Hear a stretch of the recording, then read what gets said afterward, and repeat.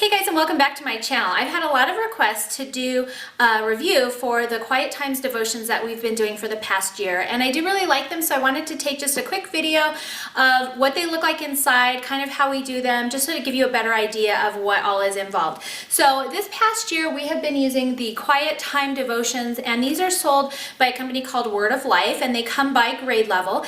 And so I'll show you a closer look inside, but one of the things I wanted to say about these right now is these aren't like super in-depth Bible studies. If you want something that's, going to ask a lot more critical thinking questions and really delve deeper into God's Word, this may not quite be what you're after. If you want something that's kind of an easier, independent devotion that your kids can do just first thing in the morning every day, probably only takes about maybe 10 minutes or so to complete, and then it's just like a nice way to get them in the Word every day, that you might actually like this then. So I just wanted to kind of throw that out there to begin with. These aren't super in-depth or anything, but I actually do really like them. They're kind of a just easy way to get us into the Word every day. They do have some little, little questions that are asked. Basically, students read a passage, they answer some questions about that passage, and then there's usually one or two kind of critical thinking questions on how to apply that passage to their life. So I do kind of like these. They aren't, like I said, super in-depth, but it kind of depends on what you're looking for. So I'll just go ahead and show you the inside of the levels that we're using right now and just kind of tell you a little bit about how we use them. All right, here are a couple of the levels that we have, and you can buy them by grade level. They usually combine two together, so this is 5th and 6th, this one is 3rd and 4th, and I just want to kind of show you the insides of these. So the younger kids versions are actually really colorful, and I think my kids really enjoy that. Like I mentioned, they're quite short studies. They're not, like, it probably takes them maybe, especially my younger kids, maybe 5 to 10 minutes to complete these, but we do them every day, and there's enough in here for an entire year. So since we just started these during the school year, we're actually just going to keep using them until they run out of pages, because I don't want to waste them. But each day they have Monday through Sunday, and then they have a verse that they have to read. Now in the 1st to 2nd grade, it's really just usually one verse. I feel like that's not quite enough background information sometimes for the questions, and so I will usually read a few before and after just to give her the whole story. For this one, it seems to be fine. So here she's only reading 3 through 9.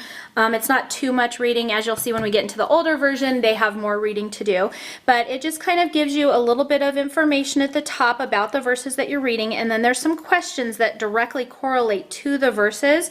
And I've had some questions on what version these are meant to be used with, and we actually have several different versions upstairs, and so far I haven't had anybody have a hard time finding anything. So I like to use the NIV versions for kids. They also have a NIRV, I think it is, which is for children, as better for kids. So anyways, I think whatever version that you use is probably fine. You may have to help them if it's like a specific word or something like that, if you're using a version that doesn't exactly line up. But then it'll go, when they're done, and kind of talk about some questions, that relate to that passage to their life. Like for this one, they're circling all of the things that they do on a regular basis, and then they're kind of just talking about maybe why they do those things. And there are things like praying and reading the Bible and sharing the gospel with people, tithing, learning memory verses and that kind of thing. And a lot of times she'll write something down, and then I will still re-ask her this question, and we'll just kind of discuss it verbally, just because there's a little bit more discussion probably that could be done with some of these questions. And so it's kind of up to you on how you want to use them. But as you can see, Sunday is just this little portion right here. There's about a half of a sheet. Now on some of them, like Monday is here and Tuesday is here, so some of them are actually quite a bit smaller versions. Some of them have these fun little, like this is a game and she has to color in the dots and find like the secret word. Here's like a word search and that kind of thing. So they're kind of different. Each day is just slightly different. There are always questions that kind of, they ask you to kind of get you thinking about the verses that you've read. And then there's always a prayer section where you're praying when you're done over whatever you've just read. So this is kind of what the younger kids version looks like. Again, this is the grades 3 to 4, and this is the Conqueror Quiet Time version. This next one that my older two are using is the Champion Quiet Time, and this is actually for grades 5 and 6, and since we started it before, and it's just, like you can see, these are quite thick.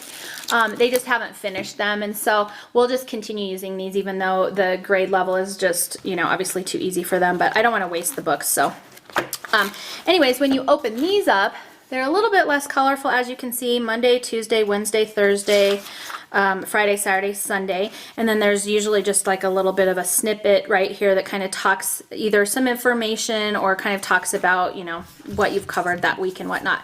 But they're quite easy to do. These probably take my older kids maybe 10 to 15 minutes. It kind of depends on how much thought they put into them, to be honest with you.